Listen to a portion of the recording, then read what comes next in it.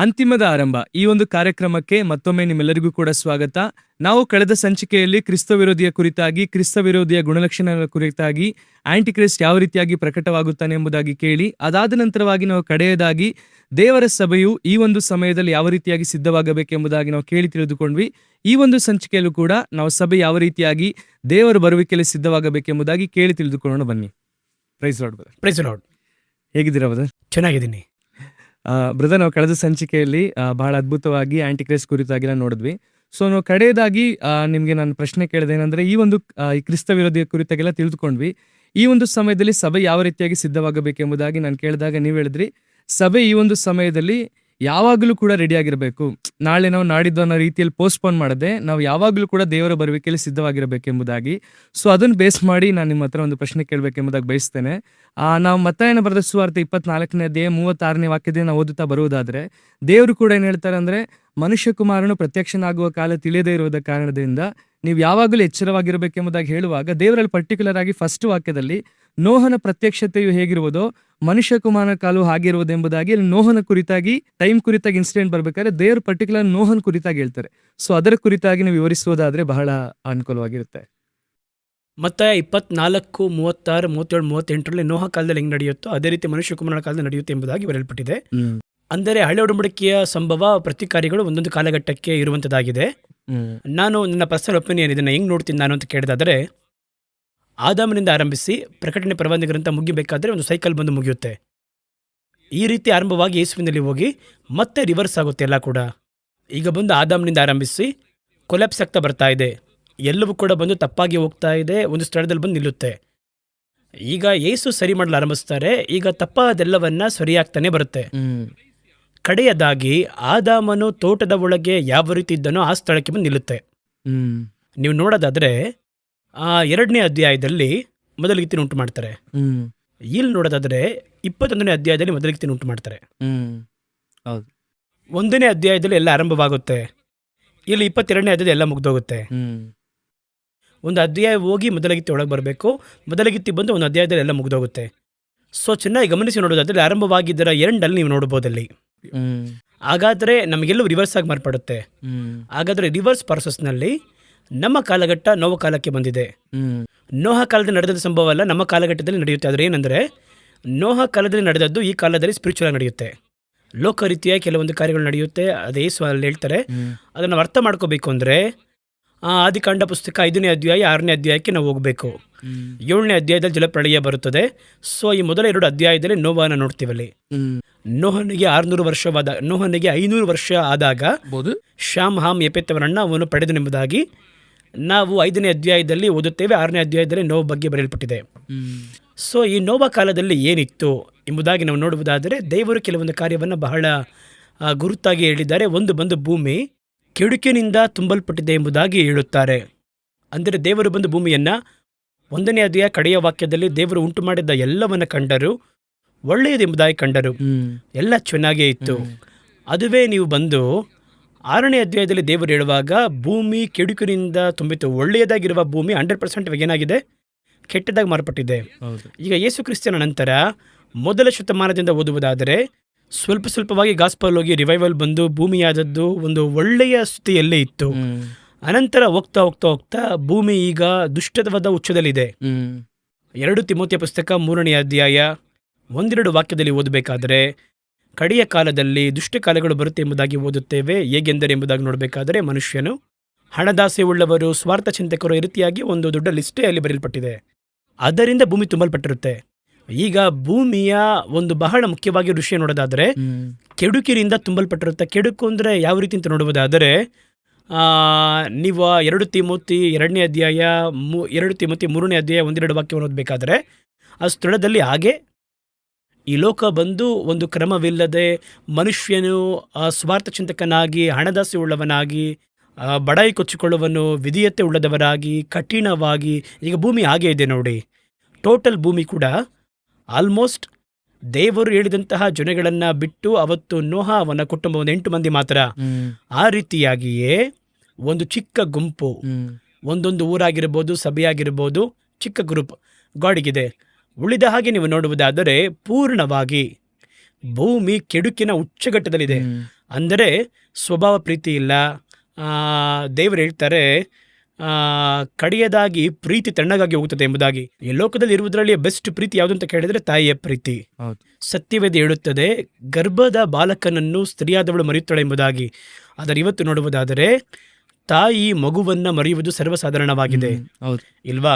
ಮರೆಯುವುದು ಎನ್ನುವುದು ಕೂಡ ಒಂದು. ಮಗು ಹುಟ್ಟುತ್ತೆ, ಆ ಮಗುವನ್ನು ಆಸ್ಪತ್ರೆಯಲ್ಲೇ ಬಿಟ್ಟು ಹೋಗುವಂತಹ ತಾಯಂದಿರು ಎಷ್ಟೋ ಮಂದಿ ಇದ್ದಾರೆ, ಇಲ್ವಾ? ಹೌದು. ಅವರೇ 10 ತಿಂಗಳು ಒತ್ತು ಎರುತ್ತಾರೆ. ಇದನ್ನ ದಾಟಿ ಇನ್ನೊಂದಿದೆ, ಮಕ್ಕಳನ್ನು ಬಂದು ತಿಪ್ಪೆಯಲ್ಲಿ ಬೀಸುವಂತ ಒಂದು ಗ್ರೂಪ್ ಇದೆ. ಹೌದು. ಆ ತಿಪ್ಪೆಗೊಂಡಲ್ಲಿ ಹಾಕಲ್ಪಡುವಂತಹ ಮಕ್ಕಳನ್ನು ನಾಯಿಗಳು ತಿನ್ನುವುದನ್ನು ಕೂಡ ನೋಡಿದ್ದೀವಿ, ನಾವು ಪೇಪರ್ ನೋಡ್ತೀವಿ. ಅದೇನೊಂದೇನಂದ್ರೆ ಬ್ರದರ್, ಅವಾಗ ಲಾಸ್ಟ್ ಒಂದು 50-60 ಇಯರ್ಸ್ ಮುಂಚೆ ಎಲ್ಲ ಹೆಣ್ಮಕ್ಳನ್ನ ಮಾತ್ರ ಆ ರೀತಿಯಾಗಿ ಗರ್ಲ್ ಬೇಬಿ ಹುಟ್ಟು ಅಂದ್ರೆ ಆ ರೀತಿಯಾಗಿ ಮಾಡ್ತಾ ಇದ್ರು. ಆದ್ರೆ ಇವಾಗ ನೋಡೋದಾದ್ರೆ ಗಂಡ್ ಮಗುನು ಕೂಡ, ಯಾವ ಮಗು ಆದ್ರೂ ಕೂಡ ಈಗಿನ ಜನರೇಷನ್ ಇಷ್ಟೊಂದೆಲ್ಲ ನಾವು ಸೈಂಟಿಫಿಕಲ್ ಆಗಿ ಇಷ್ಟೊಂದೆಲ್ಲ ಟೆಕ್ನಾಲಜಿ ಬೆಳೆದಿದ್ರು ಕೂಡ ಈಗಲೂ ಕೂಡ ಆ ರೀತಿಯಾದ ಸಂಭವಗಳು, ಇನ್ಸಿಡೆಂಟ್ ನಾವು ಬಹಳ ನೋಡ್ಬೋದು. ಹೌದು. ಅವತ್ತು ಹೆಣ್ಣು ಮಕ್ಕಳನ್ನ ಯಾಕೆ ಆ ರೀತಿ ಮಾಡಿದ್ರು ಅಂತ ಕೇಳುವುದಾದರೆ, ಹೆಣ್ಣು ಮಕ್ಕಳನ್ನ ಬಂದು ಮದುವೆ ಮಾಡಿ ಕೊಡುವುದು ಎನ್ನುವುದು ಅದು ಒಂದು ದೊಡ್ಡ ವಿಷಯವಾಗಿತ್ತು, ಬರ್ಡನ್ ಆಗಿ ನೋಡ್ತಾ ಇದ್ರು. ಆದ್ರೆ ಇವತ್ತು ಆ ರೀತಿ ಅಲ್ಲ. ಹೌದು. ಇವತ್ತು ಎರಡನ್ನ ಬರ್ಡನ್ ಆಗಿ ನೋಡ್ತಾ ಇದ್ದಾರೆ. ಹೌದು. ಹೌದು. ಎರಡನ್ನು ಬರ್ಡನ್ ಆಗಿ ನೋಡಿ, ಅದು ಒಂದು. ಮೂರನೇದಾಗಿ ಇವೆಲ್ಲ ಕೂಡ ಒಂದು 0.001% ಸೇರಿಸಿದ್ರು ಕೂಡ ಸ್ವೀಕರಿಸಲಾಗಿದ್ರು ಒಂದು ವಿಷಯ ಇದೆ, ಮಕ್ಕಳನ್ನ ತಮ್ಮ ಆಸೆಗಳಿಗೋಸ್ಕರವಾಗಿ ಕೊಲೆ ಮಾಡುವಂಥದ್ದು. ಹೌದು. ನಾನು ಇವಾಗ ಬಹಳ ಪೇಪರ್ಗಳಲ್ಲಿ ನೋಡ್ತಾ ಇದ್ದೀನಿ. ಯೂಶುವಲ್ ಆಗಿ ಅಂದರೆ, ನಿಮಗೆ ವೈಯಕ್ತಿಕ ಜೀವನದಲ್ಲಿ ಏನೋ ಇದೆ, ನೀವಾಯ್ತು ದೇವರಾಯ್ತು, ಯಾಕೆ ಆ ಮಗುವನ್ನ ಕೊಲೆ ಮಾಡಬೇಕು? ಅದು ಏನು ಪಾಪ ಮಾಡ್ತಲ್ವಾ? ಅದು ಬಂದು ಇವತ್ತು ಅಧಿಕವಾಗ್ತಾನೆ ಇದೆ, ಇಲ್ವಾ? ಎತ್ತವರನ್ನ ಮಕ್ಕಳು ಮರಿತಾರೆ, ಅದು ಸಾಮಾನ್ಯವಾಯಿತು ಲೋಕದಲ್ಲಿ, ಅದು ಸಾಮಾನ್ಯವಾಗಿರುತ್ತೆ. ಮಕ್ಕಳು ಎತ್ತವರನ್ನ ಮರಿತಾರೆ, ಆದರೆ ಎತ್ತವರು ಯಾವತ್ತು ಮಕ್ಕಳನ್ನ ಏನು ಮಾಡಲ್ಲ, ಮರೆಯದೇ ಇಲ್ಲ ಅವರು. ಇವತ್ತು ಎತ್ತವರು ಮಕ್ಕಳನ್ನ ಮರೆಯುವಂಥ ಕಾಲ, ಎತ್ತವರು ಮಕ್ಕಳನ್ನು ಕೊಲೆ ಮಾಡುವ ಕಾಲ. ಇದು ಒಂದು ಕಡೆ ಒಂದು ಘೋರ ಕಾರ್ಯ. ಇನ್ನೊಂದು ಕಡೆ ಇದರಲ್ಲಿ ತಾಯಿ ಬಗ್ಗೆ ನೋಡಬೇಕು ಅಂದರೆ ತಂದೆ ಬಗ್ಗೆ ಹೋಗಿ ನೋಡ್ರಿ. ನಾನು ನೋಡಿರುವವರೆಗೂ ತಂದೆ ಬಂದು ತಾಯಿಯನ್ನು ಬಿಟ್ಟು ಹೋಗುವುದು ಸಾಮಾನ್ಯವಾಗಿ ನಡೆಯುತ್ತೆ. ಅದು ಆ ಕಾಲದಲ್ಲಿ ನಡೀತಾ ಇತ್ತು, ಅದಕ್ಕೆ ಏನಾದರೂ ರೀಸನ್ ಇರ್ತಾ ಇತ್ತು. ಆದರೆ ಈಗ ತಂದೆ ಇದ್ದಾರೆ, ಆದರೆ ಬಹುತೇಕವಾಗಿರುವ ಕುಟುಂಬ ಕುಡುಕುತನದಿಂದ ನಾಶವಾಗ್ತಿದೆ. ಬಹಳ ಕುಟುಂಬಗಳು ಕುಡುಕುತನದಿಂದ ಸಾಯ್ತಾ ಇದೆ. ತಂದೆಯಂದಿರು ಇದು ಒಂದು ಕಡೆ ಹೋಗ್ತಾ ಇದೆ. ತಂದೆಯಂದಿರೇ ಕುಟುಂಬವನ್ನು ನಾಶ ಮಾಡುವುದು ಎನ್ನುವುದು ಒಂದು ಗ್ರೂಪ್. ಅದೆಲ್ಲ ಬಾಯಿ ತೆಗೆದು ಹೇಳೋಕ್ಕಾಗಲ್ಲ, ಟಿವಿಲಿ ಹೇಳೋಕ್ಕಾಗಲ್ಲ, ಅಷ್ಟು ಮೋಸವಾಗಿರೋ ವಿಷಯಗಳೆಲ್ಲ ಇದೆ. ಇದು ಕೆಡುಕುತನದಿಂದ ತುಂಬಿರುವಂಥದ್ದು. ಇದು ದೇವರು ಹೇಳಿದ ಒಂದು ಕಡೆ ಹಂಗಿದೆ. ಮತ್ತೊಂದು ಕಡೆ ನೋಡಿ, ನೀವು ನಮ್ಮ ಕಣ್ಗಳ ಮುಂದೆ ಆ ಯುದ್ಧಗಳನ್ನು ನೋಡ್ತೀವಿ. ಇದೆಲ್ಲ ನೋಡ್ತಿರ್ಬೇಕಾದ್ರೆ ಒಂದು ಹಾಸ್ಪಿಟಲಲ್ಲಿ ಗುಂಡಾಗ್ತಾ ಇದ್ದಾರೆ, ಒಂದು ಶಾಲೆಯಲ್ಲಿ ಗುಂಡಾಗ್ತಾ ಇದ್ದಾರೆ, ಚಿಕ್ಕ ಮಕ್ಕಳು 250 ಮಂದಿ ಸಾಯ್ತಾರೆ. ಈಗ ನೀವು ನೋಡೋದಾದ್ರೆ ಲಾಸ್ಟ್ ಈ ವಾರ್ ಇನ್ಸಿಡೆಂಟ್ಸ್ ಎಲ್ಲ ನೋಡೋದಾದ್ರೆ ಅದ್ರಲ್ಲಿ ಸಿವಿಲಿಯನ್ಸ್ ಬಹಳ ಜನ ಅದ್ರಲ್ಲಿ ಸತ್ತೋಗಿದ್ದಾರೆ. ಅದುವೇ ಇಲ್ಲಿ ವಿಷಯ. ಇಲ್ಲಿ ಏನಂತ ಕೇಳೋದಾದ್ರೆ, ಸೈನ್ಯದ ವೀರರು ಕಡಿಮೆಯಾಗಿ ಸಾಯ್ತಾ ಇದ್ದಾರೆ, ಅಲ್ಲಿ ಹೌದು, ಸಾಮಾನ್ಯರು ಅಧಿಕವಾಗಿ ಸಾಯ್ತಾ ಇದ್ದಾರೆ. ಅಂದರೆ ನನಗೆ ಆ ದೇಶವನ್ನ ಯಾಕೆ ಹಿಡಿಯಬೇಕು? ಮೊದಲು ಅವನ ದೇಶಕ್ಕೆ ಒಂದು ಸಂಪನ್ಮೂಲ ಇದೆ, ಆ ದೇಶವನ್ನು ಅವನು ಯೂಸ್ ಮಾಡ್ಕೊತಾನ ಅವನು. ಸರಿ, ಅದು ನೀವೇನು ಬೇಕಾದರೂ ಮಾತಾಡ್ಕೊಳ್ರಿ. ನೀವೇನು ಹೇಳ್ತೀರಾ, ಅವನು ಬೆಳೆದು ಬಂದು ನಾನು ಹೊಡಿತಾನೆ ಎಂಬುದಾಗಿ ಹೇಳ್ತೀರಾ. ನೀವು ಹೋಗಿ ಅವನ ಬಳಿ ಅದಿದೆ, ಅದನ್ನು ಹುಡುಕ್ ನೋಡಿದ್ರೆ ಅಲ್ಲಿ ಅದೊಂದು ಬಳಿ ಇಲ್ಲ. ಅಲ್ಲಿ ಅದು ನಿಮಗೂ ನಿಮ್ಮ ರಾಜಕೀಯ ವಿಷಯ. ಈ ರಾಜಕೀಯದಲ್ಲಿ ಅವನ ಮೇಲೆ ಆ ಒಂದು ಹಠವನ್ನು ಸಾಧಿಸುವುದಕ್ಕೆ ಏನಿಲ್ಲದ ಮನುಷ್ಯರನ್ನು ಕೊಲೆ ಮಾಡುವುದೇನಿದೆ ಅಲ್ಲಿ? ಹೌದು, ಯಾರು ಮಾಡಿದ್ರು ತಪ್ಪೇ ಅಲ್ವಾ ಅದು? ಸೊ ಭೂಮಿ ಆದದ್ದು ಕೆಡುಕುತನ. ಇದರಲ್ಲಿ ಯಾವುದು ಬಹಳ ಕಠಿಣ ಅಂದರೆ, ಎಲ್ಲ ಕಾಲದಲ್ಲಿಯೂ ಯುದ್ಧಗಳು ನಡೆದಿವೆ, ಈ ಕಾಲದಲ್ಲಿ ಮಾತ್ರ ನಡೆಯುತ್ತೆ ಅಂತ ಹೇಳೋಕ್ಕಾಗಲ್ಲ. ಅದು ಸ್ವಲ್ಪ ಕಠಿಣವಾಗಿ ಮಾರ್ಪಡ್ತದೆ ಅಷ್ಟೇ. ಈಗ ಸೆಕೆಂಡ್ ವರ್ಲ್ಡ್ ವಾರ್ನಲ್ಲಿ ಒಂದು ಗುಂಡಾಕಿ ಒಂದು ಊರನ್ನೇ ಒಂದು ಗುಂಡು ನಾಶ ಮಾಡಿತ್ತು. ಹಿರೋಷಿಮಾ ನಾಗಸಾಕಿ ಎನ್ನುವ 2 ನಗರವನ್ನು 2 ಗುಂಡು ನಾಶ ಮಾಡಿತು. ಆ ಗುಂಡು ಹಾಕಿದಂತಹ ಪೈಲಟ್ ಹುಚ್ಚ ಆಗೋದ. ಹಾಕಿ ಬಂದ್ರಲ್ವಾ, ಹಾಕಿ ಬಂದು ಆ ಊರು ನಾಶವಾಗೋದನ್ನು ಫ್ಲೈಟಿಂದ ನೋಡಿದ್ದಾರೆ ಅವರು. ಅವರಿಗೆ ಬುದ್ಧಿಮಾಂದ್ಯ ಆಗೋಯ್ತು ಆ ವ್ಯಕ್ತಿಗೆ. ಆದರೆ ಹಾಕಿದಂತಹ ದೇಶ ಇದೆಯಲ್ಲ, ಹಾಕಿದಂತಹ ದೇಶವು ಅದರ ನಾಯಕರುಗಳು ಇವತ್ತು ಹಾಕಲ್ಪಟ್ಟ ಸ್ಥಳಕ್ಕೆ ಹೊಟ್ಟೋದ್ರು. ಇವತ್ತು ಯಾವ ರೀತಿ ಇದೆ ಕೆಲವೊಂದು ವಿಷಯಗಳನ್ನ ನೋಡಬೇಕಾದ್ರೆ ಅಂತ ಹೆಂಗಿದೆ ಅಂದರೆ, ನೋಬೆಲ್ ಪ್ರೈಸ್ ಎಂಬುದಾಗಿ ಒಂದು ಕೊಡ್ತಾರೆ. ಅದರ ಹಿಸ್ಟ್ರಿ ನೀವು ಓದಿದ್ರೆ ನೀವು, ಅವರು ಯಾಕೆ ನೊಬೆಲ್ ಪ್ರೈಸ್ ಕೊಡ್ತಾರೆ ಎಂಬುದಾಗಿ. ಆಲ್ಫ್ರೆಡ್ ನೋಬೆಲ್ ಎನ್ನುವವರೇ ಆ ನೊಬೆಲ್ ಪ್ರೈಸನ್ನು ಅವರು ಉಂಟು ಮಾಡಿದವರು. ಆ್ಯಕ್ಚುಲ್ ಆಗಿ ಅವರು ಕಂಡುಹಿಡಿದಂತಹ ಒಂದು ಒಂದು ದೊಡ್ಡ ನಾಶನವನ್ನು ಉಂಟು ಮಾಡಿತ್ತು. ಆಗ ಅವರೇನು ಮಾಡ್ತಾರೆ ಅಂದರೆ, ಆ ಒಂದು ನಾಶನವನ್ನು ಸಹಿಸಲಾಗದೆ ಅದರಿಂದ ಕಾಪಾಡುವುದಕ್ಕೆ ಸೈನ್ಸ್, ಫಿಸಿಕ್ಸ್, ಕೆಮಿಸ್ಟ್ರಿ ಇದರಲ್ಲೆಲ್ಲದರಲ್ಲಿಯೂ ಮಾಡುವವರಿಗೆ ಒಂದು ಬಹುಮಾನವನ್ನು ಕೊಟ್ಟು ಗೌರವಿಸ್ತಾರೆ. ನೀವು ಹೇಳ್ದಂಗೆ ಅವರು ಡೈನಮೈಟ್ ಕಂಡುಹಿಡಿತಾರೆ. ಆ ಡೈನಮೈಟ್ನ ಸ್ಟೋನ್ ಕ್ರಶ್ ಮಾಡೋದಕ್ಕೋಸ್ಕರ ಡೈನಮೈಟ್ ಕಂಡುಹಿಡಿತಾರೆ. ಬಟ್ ಅದನ್ನ ಏನ್ ಮಾಡ್ತಾರೆ ಅಂದ್ರೆ, ಈ ದೇಶಗಳ ನಡುವೆ ಯುದ್ಧ ನಡೆಯೋ ಟೈಮಲ್ಲಿ ಆ ಡೈನಮೈಟ್ ಹಾಕಿದ್ರೆ 1000 ಜನ ಸಾಯೋದ್ರಿಂದ ಅವ್ರಿಗೆ ಗಿಲ್ಟಿ ಕಾನ್ಶಿಯಸ್ ಫೀಲ್ ಆಗ್ಬಿಟ್ಟು ಏನ್ ಮಾಡ್ತಾರೆ ಅಂದ್ರೆ, ಆ ಡೈನಮೈಟ್ ಪೇಟೆಂಟ್ ಅವ್ರ ಹೆಸರಲ್ಲಿ ಇದ್ದಿದ್ರಿಂದ ಇದರಲ್ಲಿ ಅವ್ರಿಗೆ ಬಹಳಷ್ಟು ಕಡೆಯಿಂದ ಅವ್ರಿಗೆ ದುಡ್ಡು ಬರಕ್ ಸ್ಟಾರ್ಟ್ ಆಯ್ತು. ಸೊ ಲಾಸ್ಟಿಗೆ ಅವ್ರಿಗೆ ಏನಾಯ್ತಂದ್ರೆ ಆ ಗಿಲ್ಟಿ ಕಾನ್ಶಿಯಸ್ ಫೀಲ್ ಆಗಿ, ಸೊ ಇದನ್ನ ಏನ್ ಮಾಡ್ಬೇಕು, ನೀವು ಹೇಳ್ದಂಗೆ ಆ ಸೈನ್ಸ್ ಅಲ್ಲಿ ಯಾರ್ಯಾರೆಲ್ಲ ಈ ಟೆಕ್ನಾಲಜಿ ಸಂಬಂಧಪಟ್ಟಾಗೆ ಯಾರೆಲ್ಲ ಕಾಂಟ್ರಿಬ್ಯೂಟ್ ಮಾಡಿರ್ತೀರೋ ಅವ್ರಿಗೋಸ್ಕರ ಏನ್ ಮಾಡ್ತಾರೆ ಅಂದ್ರೆ ಆ ಬಂದಂತ ಡೊನೇಷನ್ ಅಲ್ಲಿ ಆ ನೋಬೆಲ್ ಪ್ರೈಸ್ ಎಂಬುದಾಗಿ ಅವರು ಅದನ್ನ ಘೋಷಣೆ ಮಾಡ್ತಾರೆ. ಸರಿ ಅಲ್ವಾ? ಇವಾಗ ಹೇಳ್ರಿ, ನೊಬೆಲ್ ಪ್ರೈಸ್ ಕೊಡುವವರು ಆ ಸೈಂಟಿಸ್ಟ್ ಅಧಿಕವಾಗಿದ್ದಾರಾ ಅಥವಾ ಸಾಯೋರು ಅಧಿಕವಾಗಿದ್ದಾರಾ? ಸಾಯೋರೇ ಅಧಿಕವಾಗಿದ್ದಾರೆ. ಅಂದರೆ ನಾನೊಂದು ತಪ್ಪು ಮಾಡಿದ್ದೀನಿ, ಅದಕ್ಕೊಂದು ಪ್ರಾಯಶ್ಚಿತ್ತವನ್ನು ಹುಡುಕ್ತಾ ಇದ್ದೀನಿ, ಇಷ್ಟೇ ಮಾಡ್ತೀನಲ್ವಾ, ಆದ್ರೆ ನನ್ನಿಂದ ಏರ್ಪಟ್ಟಂತಹ ಪರಿಣಾಮ ಹೌದು. ಇಲ್ವಾ? ಈ 2ನೇ ಮಹಾಯುದ್ಧದಲ್ಲಿ ಗುಂಡಾಕಿದ್ರು. ಓಪನ್ ಹೇಮರ್ ಬಗ್ಗೆ ಒಂದು ಮೂವಿ ಕೂಡ ರಿಸಲ್ಟಾಗಿ ಬಂದಿತ್ತು. ಅದಾದ್ಮೇಲೆ ನಾನು ಗುಂಡಾಕಿ ತಪ್ಪು ನಾನು ಮಾಡಬಾರ್ದಾಗಿತ್ತು, ಸತ್ತೋದನ್ನ ಲೆಕ್ಕ ಏನು ಇವಾಗ ಅಲ್ಲಿ? ಹೌದು. ಇಲ್ವಾ? ಈಗ ಶ್ರೀಲಂಕಾದಲ್ಲಿ ಗುಂಪು ಗುಂಪಾಗಿ ಹಿಂಗೆ ಮಾಡಿದ್ರು. ಇವತ್ತೇನು ನಡೀತಲ್ಲಿ? ಹೋಗಿ ವಿಶ್ವಸಂಸ್ಥೆಯಲ್ಲಿ ಸಂದರ್ಶನ ನಡೆಯುತ್ತೆ. ವಿಶ್ವಸಂಸ್ಥೆ ಅಂದ್ರೆ ಏನು? ಅದು ಯಾರೋ ಒಬ್ಬರು ಕೈಗೊಂಬೆ. ನಾವು ಹೀಗೆ ನೋಡುವುದಾದರೆ, ಇವತ್ತಿರುವಂತಹ ಈ ಕಾನ್ಸೆಪ್ಟ್ ಅನ್ನು ನೋಡುವುದಾದರೆ ಭೂಮಿ ಬಹಳ ಕಠಿಣವಾಗಿದೆ. ಹೌದು. ಇಲ್ವಾ? ಅಂದರೆ ಇವರ ಫೇವರ್ ಆಗಿರುವಂತಹ ದೇಶವಾಗಿದ್ದರೆ ತಪ್ಪು ಮಾಡಿದ್ರು ಕೂಡ ಅದನ್ನು ಇವರು ಸಾಧಕವಾಗಿ ಮಾತಾಡ್ತಾರೆ. ವಿರುದ್ಧವಾಗಿರುವ ದೇಶವಾಗಿದ್ದರೆ ಅದು ತಪ್ಪು ಮಾಡಲಿಲ್ಲ ಅಂದ್ರೂ ಆ ದೇಶವನ್ನ ನಾಶ ಮಾಡಿಬಿಡ್ತಾರೆ. ಇಲ್ವಾ? ಅಂದರೆ ವೆನೆನ್ಸುಲಾ ಅಧಿಪತಿಯನ್ನ ಒಳಗೆ ಹೋಗಿ ಎತ್ಕೊಂಡ್ಬರ್ತಾರೆ. ಸರಿ ಅಲ್ವಾ? ಒಳಗೆ ಹೋಗಿ ಎತ್ಕೊಂಡ್ಬಂದ್ರು ಅವ್ರನ್ನ. ಅವರಿಗಿಂತಲೂ ತಪ್ಪು ಮಾಡಿರುವಂಥ ಎಷ್ಟೋ ಅಧಿಪತಿಗಳಿದ್ದಾರಲ್ವಾ, ಅವ್ರೇನು ತಪ್ಪು ಮಾಡೋದು ಇವತ್ತು ಕೂಡ ನಮಗೆ ಗೊತ್ತಿಲ್ಲ. ಆದರೆ ಇವರೇ ಹೇಳ್ತಾರೆ ಅಂತ ಇಟ್ಕೊಳ್ಳಿಂಗಿಲ್ಲ. ಅವರಿಗಿಂತ ತಪ್ಪು ಮಾಡಿರುವಂತಹ ನಾಯಕರು ಇವತ್ತು ಕೂತಿದ್ದಾರಲ್ವಾ, ಇವರನ್ನು ಹೋಗಿ ನಿಮ್ಮನ್ನು ಎತ್ತಕ್ಕಾಗ್ಲಿಲ್ವಲ್ಲ? ಯಾಕಂದ್ರೆ ನಿಮಗೆ ಬೇಕಾಗಿರೋವರು. ನಾನು ಇದನ್ನೇ ಮೋಸ ಅಂತ ಹೇಳ್ತಾ ಇದ್ದೀನಿ. ಒಬ್ಬ ವೈಯಕ್ತಿಕ ವ್ಯಕ್ತಿ ಅಂತಲ್ಲ, ಒಂದು ತಾಯಿ ತಂದೆ ಒಂದು ಮಗುವಿನಿಂದ ಆರಂಭವಾದಂತಹ ಒಂದು ಘೋರತನ ಇವತ್ತು ಲೋಕಪೂರ್ತಿಗೆ ಆರಂಭವಾಗಿದೆ. ಇವತ್ತು ನೀತಿನೇ ಇಲ್ಲ, ನೀತಿ ಎನ್ನುವುದೇ ಇಲ್ಲ. ನೀತಿ ಎನ್ನುವುದು ಯಾವ ಬೇಸಿಸಲ್ಲಿದೆ ಅಂದರೆ, ಹಣವಿರುವವರಿಗೆ ಬೇರೆ ನೀತಿ ಇದೆ, ಹಣವಿಲ್ಲದವನಿಗೆ ಇನ್ನೊಂದು ನೀತಿ ಇದೆ. ಇದುವೇ ಭೂಮಿಯಾದದ್ದು ಕ್ರೂರತ್ವದಿಂದ ತುಂಬಲ್ಪಟ್ಟಿದೆ. ಇದಕ್ಕಿಂತ ಕ್ರೂರ ಯಾವ್ದು ಗೊತ್ತಾ? ಇದು ಕ್ರೂರ ಅಂತಾನೆ ಗೊತ್ತಿಲ್ಲದೆ ಒಂದು ಸಂತತಿಯನ್ನು ನಾವು ಬಾಳ್ತಾ ಇದ್ದೀವಿ. ಇದನ್ನು ಕೂಡ ನಮಗೆ ಕ್ರೂರತ್ವ ಅಂತಲೇ ಅರ್ಥ ಆಗ್ತಾ ಇಲ್ಲ. ನಮಗೆ ತಿಳಿದಿರೋ ಮಟ್ಟಿಗೆ ಒಂದು ಲೈಫ್ ಸ್ಟೈಲ್. ಇದರಲ್ಲಿ ನಾನು ಭದ್ರವಾಗಿದ್ದೀನಾ, ನನ್ನ ಕುಟುಂಬ ಸಂರಕ್ಷಣೆ ಎಂದಿದೆಯಾ, ಆ ರೀತಿ ಇರುವಂತಹ ಬಹು ದೊಡ್ಡ ಸೆಲ್ಫಿಶ್ನೆಸ್, ಉಚ್ಚಗಟ್ಟ. ಕ್ರೈಸ್ಟಿನ ಲೈಫ್, ಕ್ರೈಸ್ಟ್ನ ಟೀಚಿಂಗ್ಸ್ ಎನ್ನುವುದು ಫಾರ್ ಅದರ್ಸ್. ಹೌದು. ನಿನ್ನ ನೆರೆಯವರನ್ನು ನಿನ್ನಂತೆಯೇ ಪ್ರೀತಿಸು. ಇಲ್ವಾ? ಇವತ್ತು ಕ್ರಿಶ್ಚಿಯನ್ಸ್ನಲ್ಲಿ ಎಷ್ಟು ಮಂದಿ ಒಂದು ಟೀಚಿಂಗ್ ಅಲ್ಲಿ ಕರೆಕ್ಟ್ ಆಗಿದ್ದೀರಾ ಅಂತ ನೀವು ಅನ್ಕೋತೀರಾ? ನನ್ನ ಕುಟುಂಬ, ಖಂಡಿತವಾಗಿ ನಿಮ್ಮ ಕುಟುಂಬವನ್ನು ಕಾಪಾಡಬೇಕು, ಅದು ನಿಮ್ಮ ಮೇಲೆ ಬಿದ್ದಿಡುವಂತಹ ಭಾರ. ನೋಹ ತನ್ನ ಕುಟುಂಬವನ್ನು ರಕ್ಷಣೆ ಮಾಡುವ ಹಾಗೆ ನಾವೇನು ಕಟ್ಟಿದ, ಆದರೆ ಯಾಕೆ ಪ್ರಸಂಗ ಮಾಡ್ದ? ಹೌದು. ಎಲ್ಲರೂ ಬರಬೇಕು ಎನ್ನುವ ತಾನೇ ಕಾನ್ಸೆಪ್ಟ್ ಅಲ್ಲಿ ಇವತ್ತು ಅದು ಇಲ್ವೇ ಇಲ್ವಲ್ಲ ಅಲ್ಲಿ. ಹಾಗಾದ್ರೆ ಇದುವೇ ಕ್ರೂರತೆ. ಸರಿ, ಲೋಕದವರು ಈ ರೀತಿ ಇದ್ದಾರೆ ಅಂತ ನೋಡುವುದಾದರೆ what about the church? Church ಲೋಕಕ್ಕೆ ಮಾಡಲಾಗಿರ್ಬೇಕಲ್ವಾ? ಈ ವಿಷಯಗಳು ಲೋಕದಲ್ಲಿ ನಡಿಬೇಕಾದ್ರೆ ನಾವು ಸಭೆಯನ್ನು ನೋಡಬೇಕಾದ್ರೆ ಮನೆ ತಿರುಗಬೇಕು. ಸೊ ಇಂಥ ಲೈಫ್ ಸ್ಟೈಲ್ ಇದೆ, ಇದುವೇ ಯೇಸು ಈ ರೀತಿ ಹೇಳ್ಕೊಟ್ಟಿದ್ದಾರೆ, ಅದನ್ನು ಒಂದು ಗುಂಪು ಮಾಡ್ತಾರೆ ಎಂಬುದಾಗಿ ನಮ್ಮ ನೋಡಿ ಅವನು ಅನಿಸ್ಬೇಕಲ್ವಾ? ಅನಿಸ್ತಿಲ್ವಲ್ಲ. ಅವನ ಮಟ್ಟಿಗೆ ಅವನು ಕ್ರೂರತೆಯಿಂದ ಇದ್ದಾನೆ ಅಂದರೆ ನಮ್ಮಷ್ಟಿಗೆ ನಾವು ಕ್ರೂರತೆಯಿಂದ ಇದ್ದೇವೆ. ಇಂಥೇ ನೋಡ್ತಾ ಇದ್ದಾರೆ ಇವತ್ತು.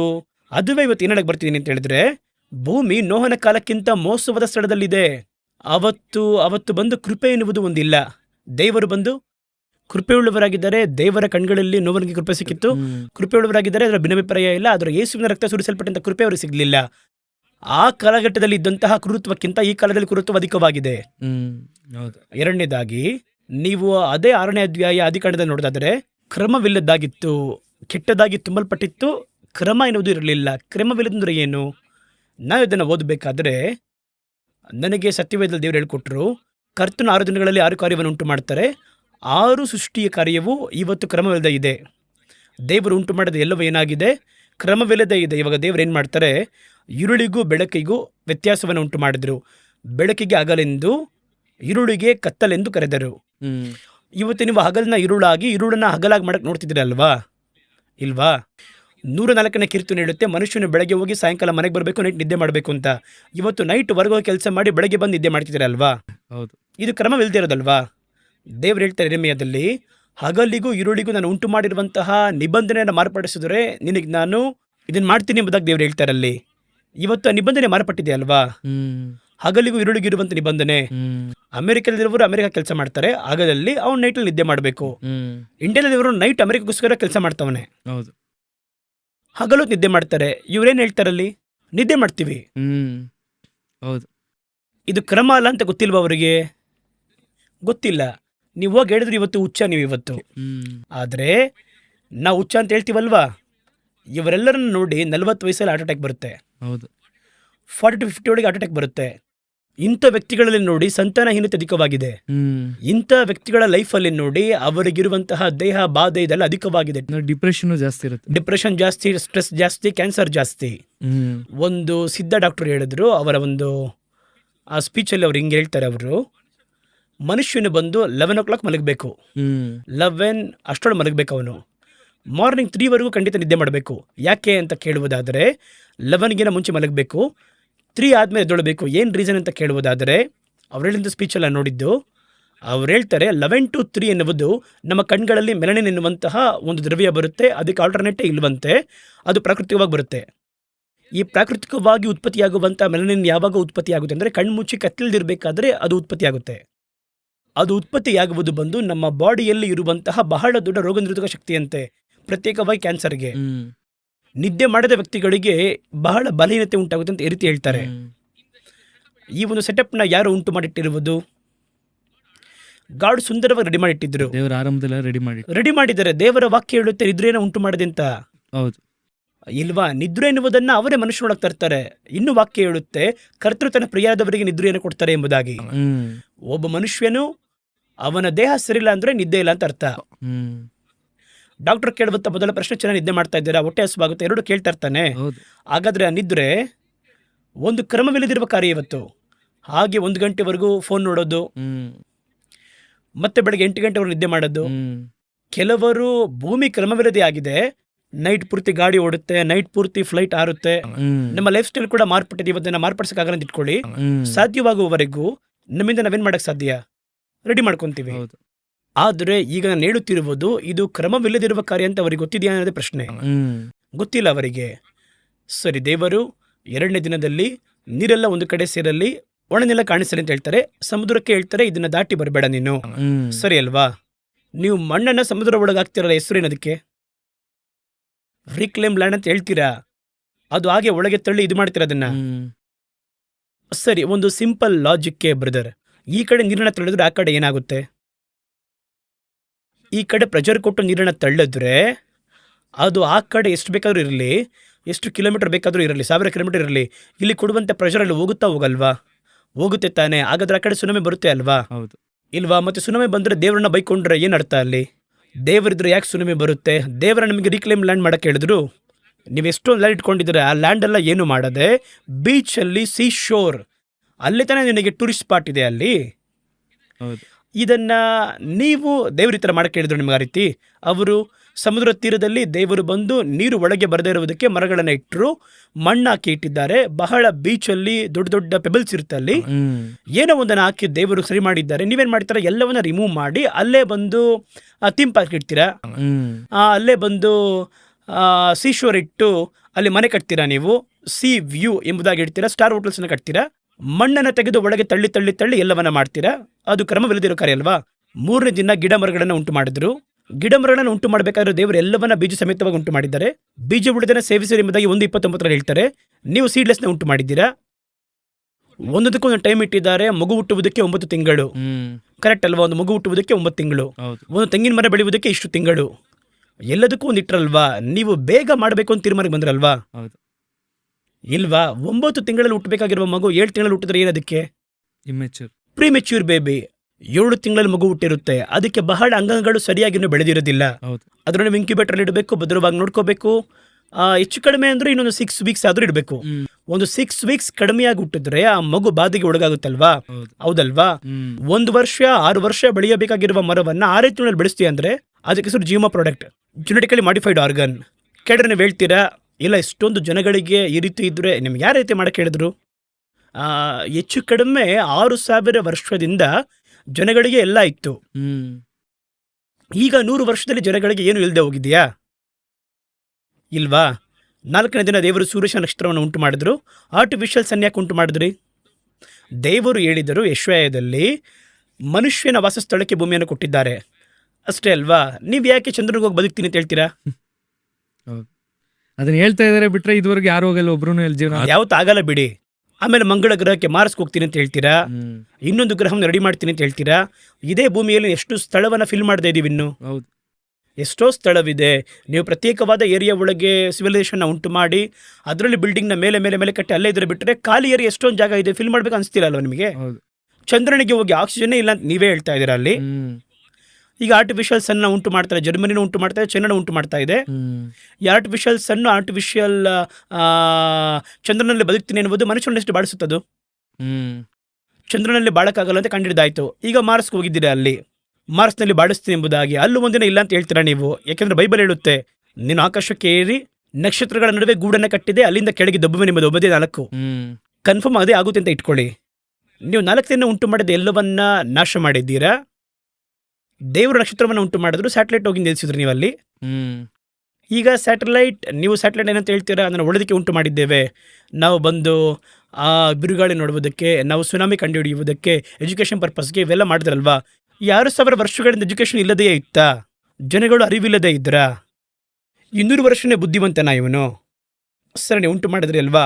ಈಗ ಸ್ಯಾಟಲೈಟ್ನಿಂದ ಮೇಲೆ ಒಂದು ಕಸ ಮೇಲೆ ಬಂದಿದೆಯಲ್ವಾ, ಇಷ್ಟು ಸೆಕೆಂಡ್ಗೆ ಒಂದು ಕಸ ಸ್ಯಾಟಲೈಟ್ ದಾಟ್ತಾ ಇದೆ. ಯಾವಾಗ ಯಾವುದು ಅಲ್ಲಿ ಒಡೆಯುತ್ತೆ ಅಂತ ಗೊತ್ತಿಲ್ಲ.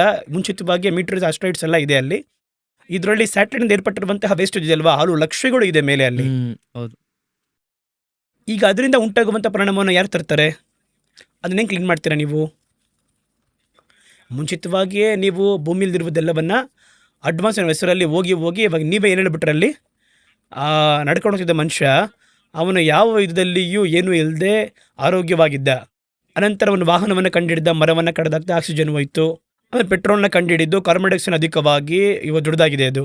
ಅನಂತರ ಕಾರ್ಬನ್ ಡೈಆಕ್ಸೈಡ್ ಲೆವೆಲ್ ಜಾಸ್ತಿ ಆಯಿತು, ಗ್ಲೋಬಲ್ ವಾರ್ಮಿಂಗ್ ಆಯಿತು. ಆಮೇಲೆ ಓಡು ನಿಲ್ಲಿಸಿ ಅಂತ ಹೇಳ್ತಾ ಇದ್ದೀರಾ. ಯಾರು ಕಂಡುಹಿಡಿದು ಯಾರು ನಿಲ್ಸಕ್ಕೆ ಹೇಳ್ತಾ ಇರೋದು? ಇದಕ್ಕೆ ಸೇರಿ ಕ್ರಮವಿಲ್ಲದೆ ಇರುವುದು. ಭೂಮಿಯದ್ದು ಕ್ರಮವಿಲ್ಲದೆ ಇದೆ. 5ನೇ ದಿನದಲ್ಲಿ ಸಮುದ್ರದ ಎಲ್ಲವನ್ನ ತರ್ತಾರೆ. ನೀವು ಸಮುದ್ರದಲ್ಲಿ ಹೋಗಿ ಗುಂಡನ್ನು ಸ್ಫೋಟಿಸಿ ನೋಡ್ತೀರಾ, ಎಲ್ಲ ಆಟೋಮಿಕ್, ನ್ಯೂಕ್ಲಿಯರ್, ಹೈಡ್ರೋಜನ್ ಬಾಂಬ್ಗಳನ್ನು ಸ್ಫೋಟಿಸಿ ನೋಡ್ತಾ ಇದ್ದಾರೆ. ಮೀನುಗಳು ಸಾಯ್ತಾ ಇದೆ ಅಲ್ಲಿ. ಸಮುದ್ರದ ಪ್ರಕೃತಿ ಬಾಧೆ ಆಯಿತು ಅಂತ ಹೇಳ್ತಾ ಇದ್ದಾರೆ. ಇಲ್ಲಿರುವಂತಹ ಕಸವನ್ನು ಒಳಗಾಕಿದ್ದೀರಾ ಅಲ್ಲಿ. ಹೌದಲ್ವಾ? ಕಂಪ್ಯೂಟರ್ ವೇಸ್ಟೇಜ್ನ ಆಳ ಸಮುದ್ರದಲ್ಲಿ ಹೋಗಿ ಹಾಕ್ಬರ್ತಾರೆ. ಸ್ವಲ್ಪ ಕೂಡ ಯೋಚನೆ ಮಾಡೋದಿಲ್ಲ ಯಾರು. ನಮ್ಮ ದೇಶ ಚೆನ್ನಾಗಿದ್ರೆ ಸಾಕು, ಪಕ್ಕದ ದೇಶ ಹೆಂಗೆ ಹಾಳಾಗೋದ್ರು ಪರವಾಗಿಲ್ಲ ತೀರ್ಮಾನ ಮಾಡೋರೆ. ಕೊನೆಯದಾಗಿ ಮನುಷ್ಯ, ದೇವರು ಮನುಷ್ಯನ ಉಂಟು ಮಾಡಿದ್ರು. ಇರೋದ್ರಲ್ಲಿ ವರ್ಸ್ಟ್ ಕರಪ್ಟೆಡ್ ಇವನೇ ಇಲ್ಲಿ. ದೇವರ ಸ್ವರೂಪವಾಗಿ ಉಂಟು ಮಾಡಲ್ಪಟ್ಟ ಮನುಷ್ಯ ಸೈತಾನನ ಸ್ವರೂಪಕ್ಕೆ ಮಾರ್ಪಟ್ಬಿಟ್ಟ. ಸೈತಾನನ ಸ್ವರೂಪ ತಾನೆ ಇವತ್ತು. ಏನಿಲ್ಲ, ದೇವರು ಗಂಡು ಹೆಣ್ಣಾಗಿ ಉಂಟು ಮಾಡಿದ್ರು, ಇವನು ಪುರುಷ ಪುರುಷ, ಸ್ತ್ರೀ ಸ್ತ್ರೀ ಅಂತ ಹೇಳ್ತವನು ಇವತ್ತು. ಇಲ್ವಾ? ಹಾಗಾದ್ರೆ ಕರ್ತನು ಉಂಟು ಮಾಡಿರುವ 6 ಇವತ್ತು ಯಾವ ಥರ ಇದೆ ಅಂತ ಹೇಳಿದ್ರೆ ಕ್ರಮವಿಲ್ಲದೆ ಇದೆ. ಒಂದು ಕಡೆ ಕೆಡುಕಿಂದ ಭೂಮಿ ತುಂಬಲ್ಪಟ್ಟಿದೆ, ಮತ್ತೊಂದು ಕಡೆ ಎಲ್ಲವೂ ಕರಪ್ಟ್ ಆಗಿದೆ.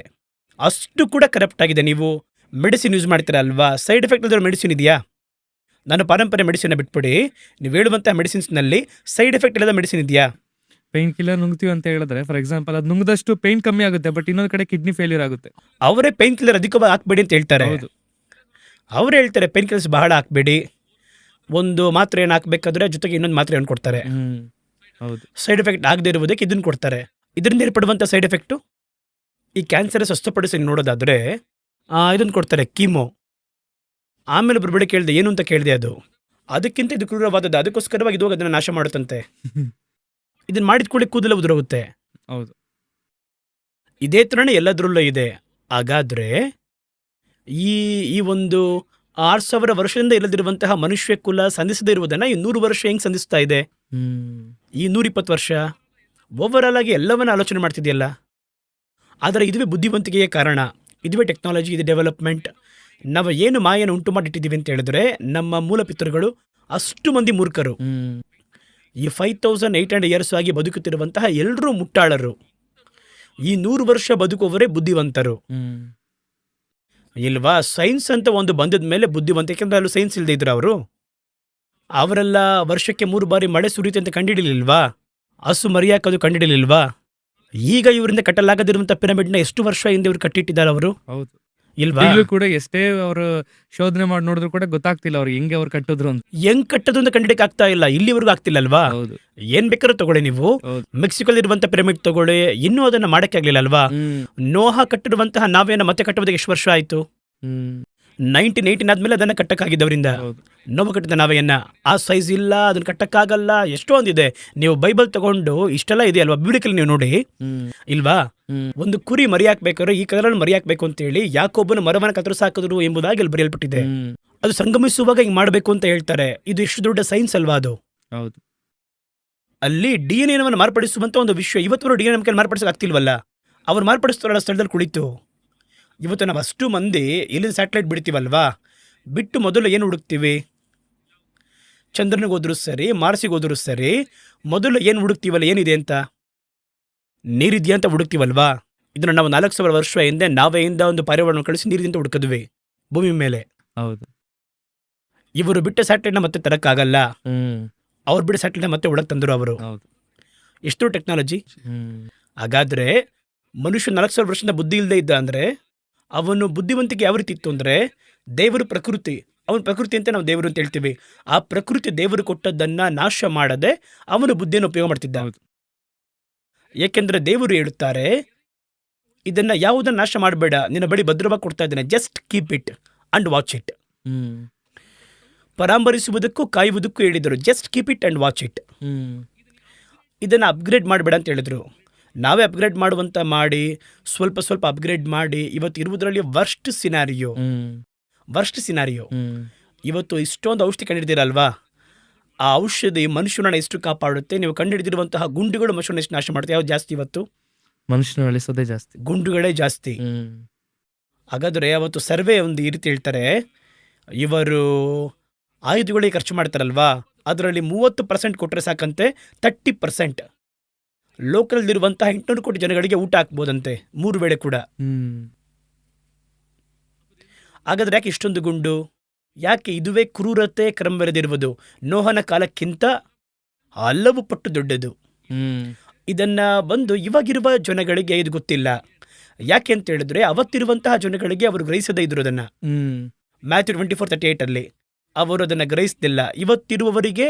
ಯಾಕೆಂದ್ರೆ ಇವರು ಟೆಕ್ನಾಲಜಿ ಸೈನ್ಸ್ ಎಲ್ಲ ಹಿಂಗೆ ಎಂಟರ್ಟೈನ್ಮೆಂಟು ಸ್ಪೋರ್ಟ್ಸು ಹಿಂಗೆ ಓದಿರೋ ವಿನಃ ನಮ್ಮ ಹಿಂದೆ ಇಷ್ಟೊಂದು ಕ್ರೂರತ್ವ ಕ್ರಮವಿಲ್ಲದಿರುವ ಕಾರ್ಯ ಇದೆ ಅನ್ನುವಂಥ ಭಾವನೆ ನಮ್ಗೆ ಯಾರಿಗೂ ಇಲ್ಲ. ಅದುವೇ ಇವರ ನಾಶನಕ್ಕೆ ಬಹು ಮುಖ್ಯವಾಗಿರುವ ಕಾರಣವಾಗಿದೆ. ಬಹಳ ಸಂತೋಷ ಬ್ರದರ್. ಈ ಒಂದು ನೋಹನ ಇನ್ಸಿಡೆಂಟು ಯಾವ ರೀತಿಯಾಗಿ, ಅದರಲ್ಲಿ ಬಹಳ ವಿಷಯ ಇದೆ. ಅದರಲ್ಲಿ ನಾವು ಒಂದು ವಿಷಯ ಮಾತ್ರ ನಾವು ಡಿಸ್ಕಸ್ ಮಾಡಿದ್ವಿ. ಅದರಲ್ಲಿ ಅನ್ಯಾಯದಿಂದ, ಯಾಕಂದರೆ ಆದಿಕಾಂಡದಲ್ಲಿ ಕೂಡ ನಾವು ನೋಡ್ತೀವಿ, ನೋಹನ ದಿವಸಗಳಲ್ಲಿ ಭೂಮಿ ಅನ್ಯಾಯದಿಂದ ಕೂಡಿತ್ತು ಎಂಬುದಾಗಿ. ಅದೇನೆಂಬುದಾಗಿ ಬಹಳ ವಿವರವಾಗಿ ಒಂದು ಸಂಚಿಕೆಯಲ್ಲಿ ನೋಹನ ದಿವಸಗಳಲ್ಲಿ ಹೇಗಿದ್ದು, ನಮ್ಮ ಈ ಕರೆಂಟ್ ಜನರೇಷನಲ್ಲಿ ಯಾವ ರೀತಿಯಾಗಿ ದೇವರ ಆರಂಭದಲ್ಲಿ ಸೃಷ್ಟಿ ಮಾಡಿದಂಥ ಭೂಮಿಗೂ ಇವತ್ತಿನ ಭೂಮಿಗೂ ಯಾವ ರೀತಿಯಾಗಿತ್ತು ಎಂಬುದಾಗಿ ಅದರ ಕುರಿತಾಗಿ ವಿವರವಾಗಿ ಹೇಳಿದ್ರಿ. ಇನ್ನು ಬರುವಂಥ ಸಂಚಿಕೆಯಲ್ಲಿ ನೋಹನ ಕುರಿತಾಗಿ, ಯಾಕಂದ್ರೆ ದೇವರು ಪರ್ಟಿಕ್ಯುಲರ್ ಆಗಿ ನೋಹನ ದಿವಸಗಳಿಗಿದ್ವು ಮನುಷ್ಯ ಕುಮಾರನ ಪ್ರತ್ಯಕ್ಷತೆ ಆಗಿರುವುದು ಎಂಬುದಾಗಿ ನೋಡಿದ್ವಿ. ಇವತ್ತಿನ ಎಪಿಸೋಡಲ್ಲಿ ನಾವು ಕರೆಂಟ್ ಸಭೆಯನ್ನು ಹೊರತುಪಡಿಸಿ ಬೇರೆ ವಿಷಯಗಳನ್ನು ನೋಡಿದ್ವಿ. ಬರುವಂಥ ಎಪಿಸೋಡ್ನಲ್ಲಿ ಸಭೆಯೊಳಗೆ ನೋಹನ ದಿವಸಗಳ ಕಾಲ ಇದ್ದಂಥ ಯಾವ ವಿಷಯಗಳಿದೆ ಎಂಬುದಾಗಿ ನಾವು ಬರುವಂಥ ಸಂಚಿಕೆಯಲ್ಲಿ ನೋಡೋಣ. ಈ ಒಂದು ಸಂಚಿಕೆಯಲ್ಲಿ ಬಂದಿದ್ದಕ್ಕಾಗಿ ಬಹಳ ಸಂತೋಷ. Price lord.